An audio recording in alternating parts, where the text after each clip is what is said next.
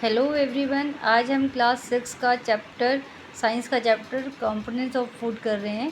इसके आज हम करेंगे बैलेंस डाइट। इससे पहले जो हमने पिछले वीडियो में किया था ना रफेज के बारे में, डाइटरी फाइबर के बारे में, उसके बारे में थोड़ा सा दोबारा बता दूं कि जो डाइटरी फाइबर्स होते हैं वो हमारे खाने में मौजूद होते हैं, यानी कि जो हमारी डाइट होती है, फूड होता है, उसके अंदर डाइटरी फाइबर और वाइटर भी पाया जाता है। ठीक है। डाइटरी फाइबर जो होता है वो ज़्यादातर आपको प्लांट प्रोडक्ट जो होते हैं उनसे मिलता है। जैसे आप सब्जियां खाते हैं, फ्रूट्स खाते हैं, ग्रेन खाते हैं, इन सब में डाइटरी फाइबर और वाटर होता है। ठीक है। डाइटरी फाइबर जो होता है ना वो हमारे को किसी प्रकार का कोई न्यूट्रिशन जो है ना वो नहीं देता हमारी बॉडी में। वो हमारी बॉडी में जो अनडाइजेस्ट फूड होता है ना उसको हमारी बॉडी से बाहर निकालने में हमारी बॉडी की हेल्प करता है। इसके अलावा बॉडी में जो वेस्ट होता है उसको भी बाहर निकालने में हेल्प करता है। वाटर जो होता है वो क्या हेल्प करता है?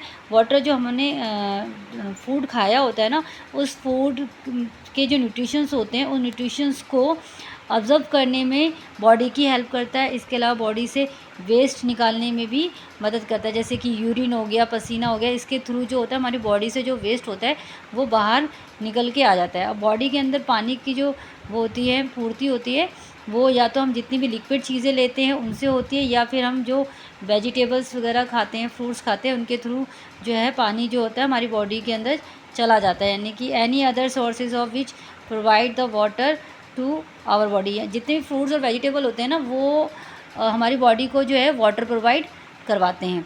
आपने अगर चेक करना है कि किसी ये तो एक्टिविटी 3 है ना, उसमें यही बताया गया है कि जो फ्रूट्स होते हैं, वेजिटेबल होते हैं, उनके अंदर वाटर होता है। जैसे कि आप कभी किसी भी फ्रूट्स को काटते हैं या वेजिटेबल को काटते हैं तो उसमें से रस निकलता है या उनमें थोड़ा गीलापन होता है, जो ये बताता है कि हाँ इनके अंदर क्या होता है, वाटर होता है। आगे है आपका ना बैलेंस डाइट।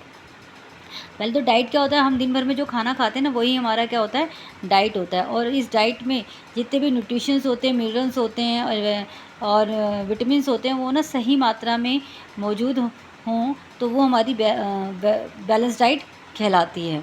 ठीक है। अब यहाँ पे देखो आपको डेफिनेशन दे रखी है बैलेंस डाइट की।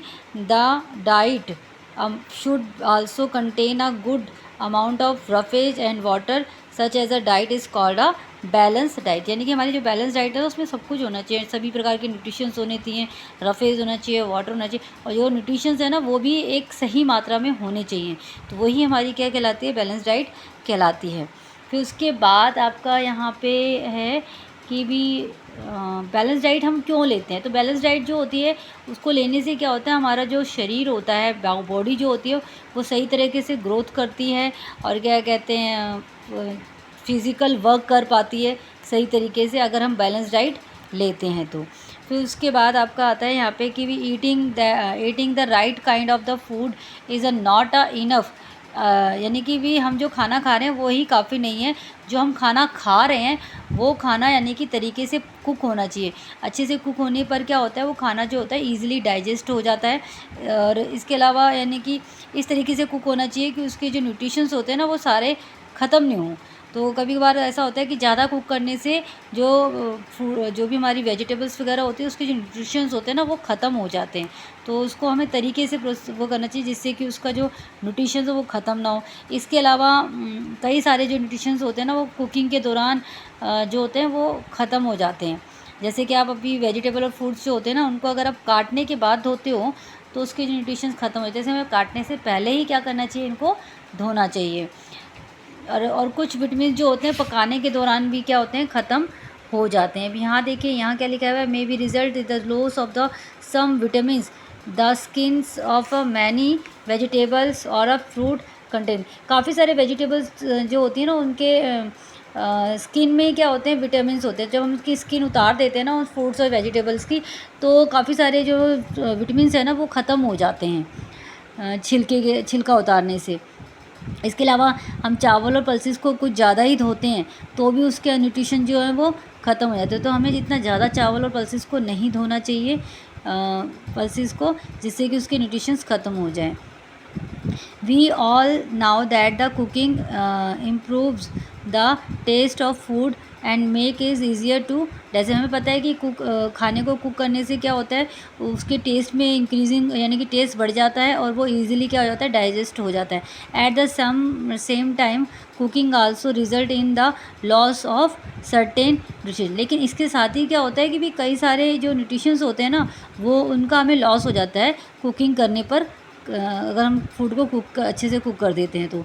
Many useful protein and considerable amount of the minerals are lost in if excess water is used during the cooking and is them throw away, यानी कि कुकिंग के दौरान ज़्यादा पानी यूज़ करके उसमें से धो के उसको फेंकने पर क्या होता है, काफ़ी मात्रा में जो मिनरल्स होते हैं और प्रोटीन जो होता है वो निकल जाता है।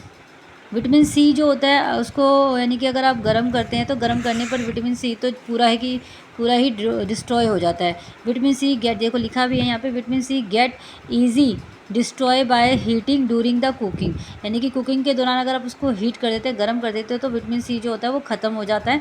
Would is not be the sensibles of the include some fruits and raw vegetable in our diet, इसलिए कई सारे फूड्स जो होते हैं ना और वेजिटेबल्स होते हैं वो हम रो ही अपनी डाइट में शामिल कर लेते हैं, जिस उनको पका के नहीं करते हैं, ठीक है, ऐसे ही कर लेते हैं। जैसे कि आप खीरा हो गया, ककड़ी हो गया, इनको आप यानी कि रो ही अगर यूज़ करें तो ज़्यादा अच्छा होता है, क्योंकि कुक करने पर इनके भी जो विटामिन्स होते हैं वो ख़त्म हो जाते हैं। अब यहाँ पे देखो बूझो जो है वो क्या कह रहे हैं, Boojho thought that fat would be the best food of the eat all the time, Boojho सोचता है कि जो फैट होता है ना वो अच्छा होता है, अच्छा फूड होता है, इसलिए वो ऑल टाइम क्या करता है, फैटी चीज़ें खाता है। जैसे कि अ कटोरी of fat will give much more energy, एक कटोरी फैट अगर खाएं तो उसको बहुत ज़्यादा एनर्जी मिलती है। Then the ah katori of carbohydrate rich food is the so the he ate nothing but food rich in fat fry food, ठीक है। वो कहता है कि भी कार्बोहाइड्रेट वगैरह, उसको लगता है कि भी ना बूझों को भी ज़्यादा ये खाने से क्या होता है कि भी मुझे ज़्यादा एनर्जी आएगी, लेकिन क्या है कि इससे ज़्यादा खाने से उसमें एनर्जी का लेवल तो इतना नहीं होगा जितना उसको, यानी कि अन्य बीमारियां लग जाएगी, यानी कि वो मोटा हो जाएगा, और मोटा होना क्या होता है, ओबेसिटी की ही बीमारी होता है। Do you think he was right? No, यानी कि ज़्यादा, अब हमें वो कह रहा है कि क्या वो सही है कि उससे ज़्यादा चीज़ें, समोसे खाने चाहिए, फ्राई चीज़ें खानी चाहिए, पूड़ी खानी चाहिए, ठीक है, मलाई, रबड़ी, लड्डू, ये सब खाना चाहिए अगर उसको एनर्जी चाहिए तो। क्यों? क्योंकि इन सब चीज़ों में क्या होता है, फ़ैट होता है, इन चीज़ों में कार्बोहाइड्रेट होता है, जो क्या करता है, अच्छी एनर्जी तो देता है, लेकिन साथ में क्या देगा ये हमें ओबेसिटी दे देगा, मोटा कर देगा, ठीक है। और मोटा होना भी क्या है, एक बीमारी है। तो it can be very harmful for us eat too much, अगर हमें ज़्यादा खाते हैं, फैट खाते हैं, rich food ate we may end up suffering from the conditions of called obesity, अगर हम ज़्यादा मात्रा में फ़ैट लेते हैं, ठीक है, तो हमें ओबेसिटी नाम की बीमारी होने का डर रहता है। फिर है यहाँ पे आपका नीचे, ये हम नेक्स्ट वीडियो में कर लेंगे। आज के लिए इतना ही।